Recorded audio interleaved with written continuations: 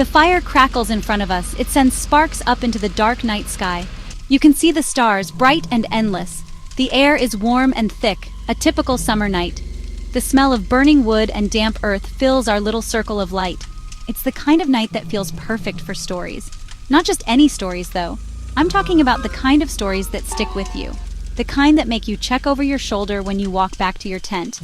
The kind that make every little sound in the darkness seem like something more, something waiting. Are you comfortable? Good. Lean in a little closer. The light from the flames dances on our faces, creating strange and shifting shadows. It's easy to feel safe right here, isn't it? Surrounded by friends, with the fire keeping the deepest parts of the night at bay. But the darkness has a way of listening. It waits patiently just beyond the reach of the light. The stories I'm about to tell you come from nights just like this one. They are true stories, whispered to me by people who swear they happened. People who will never look at a hot summer night the same way again. These aren't tales of monsters with claws and fangs that you see in the movies. No, these are much worse. They are stories about the real world, about the strange things that happen when you think you are completely alone. The quiet moments when your breath catches in your throat because you hear a floorboard creak upstairs, or see a shape move at the edge of your vision. These are the moments that truly haunt you. They plant a seed of fear that grows long after the story is over. A fear that makes you question the safety of your own home. So listen carefully. Let the warmth of the fire fool you into a false sense of security. But don't forget that with every story, the shadows behind you seem to get a little bit deeper, a little bit closer. The world is full of strange and unexplainable things, and they seem to love the quiet, heavy heat of a summer night. Are you ready for the first one? I hope so, because once you hear it, you can't unhear it. The night is long, and we have plenty of tales to fill it. Let's begin. This first story comes from a guy named Mark. He was just a teenager at the time, maybe 16 or 17. His family had a small lake house they'd go to every summer. It was old, a little run down, but it was their special place. It sat at the end of a long, dusty road, thick woods on three sides, a dark, still lake on the other. That summer was a hot one. Heat pressed down on you. The air felt heavy and hard to breathe. The nights brought no relief. Sticky, humid darkness clung to everything. Mark was often left alone for a day or two while his parents went back to the city. He loved it. The freedom, the quiet. He'd spend his days swimming in the cool lake and his nights playing video games or watching old movies. On this particular night, the heat was unbearable. The old air conditioner hummed loudly but did little to cool the small living room.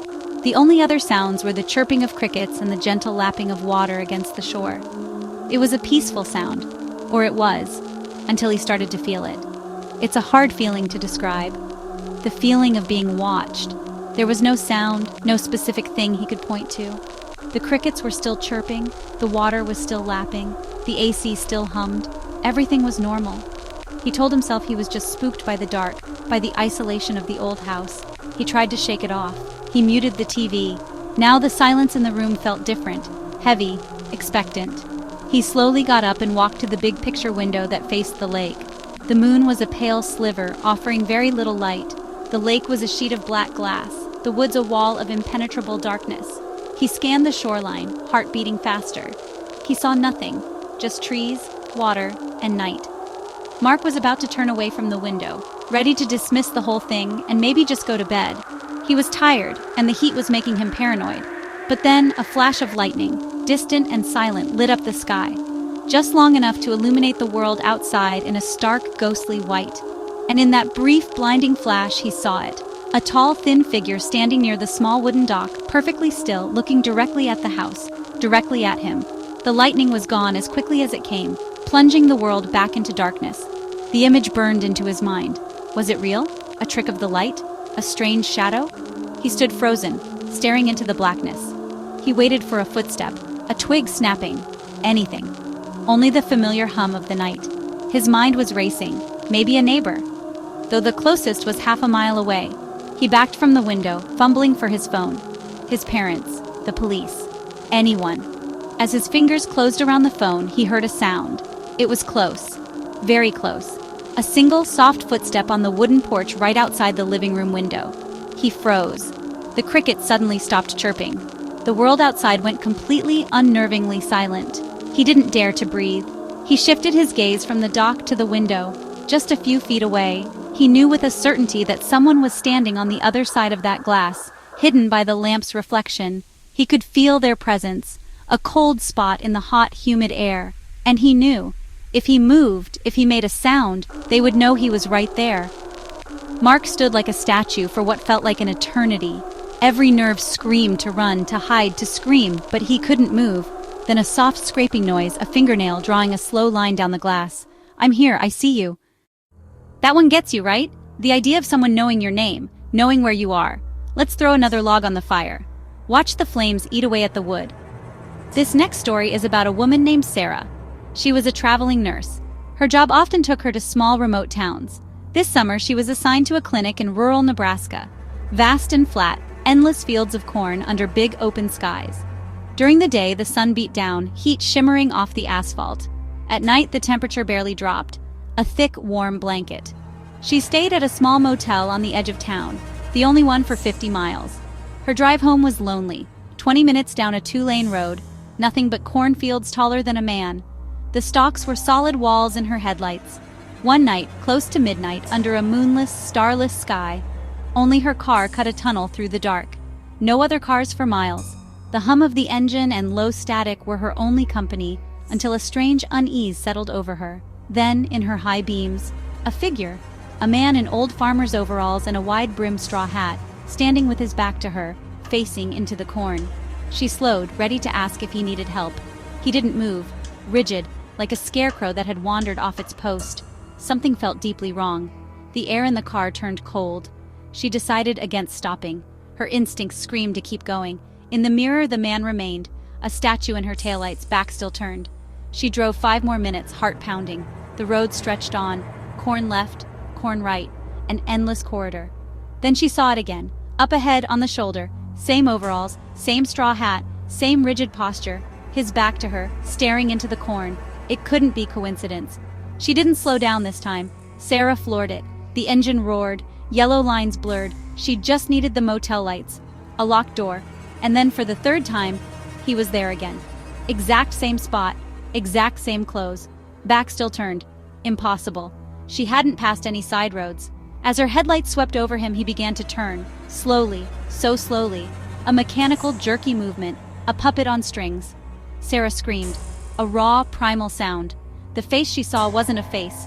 Dark, empty sockets where eyes should be, a mouth stitched shut with thick black twine, a grotesque, smiling seam. It wasn't a man, it was a scarecrow, a living, moving scarecrow. She swerved, tires screeching, sped past, and didn't look back until the town lights swelled ahead and she screeched into the motel lot, leaving the terror behind on that long, dark road. Breath. The idea of something waiting out there, just beyond the light. Sometimes it looks like a man, sometimes something else.